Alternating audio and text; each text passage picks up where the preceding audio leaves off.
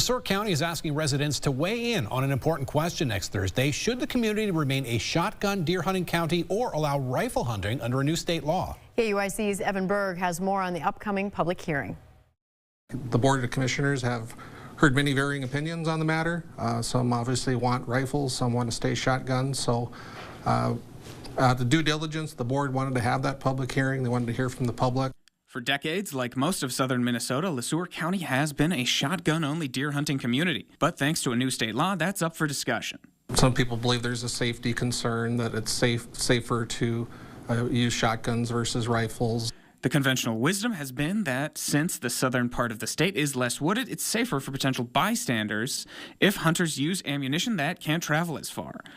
We hear that argument. I think it's debatable. Obviously, some of the shotguns that the folks are using now, they're rifled barrels, they're higher powered, so some of those slugs are traveling as far as neighboring communities like Waseca commit to making the change. The county says one major consideration is that could make enforcement challenging if shotgun rules remain locally. From our understanding, some of the surrounding counties have made the decision.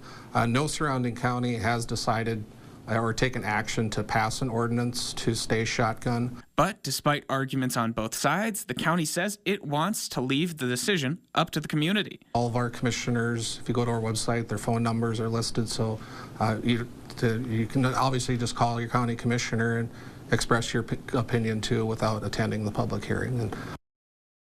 The public hearing starts at 6:30 next Thursday at the Sueur County Justice Center. Based on the feedback received, the county will make its final decision by April 7th.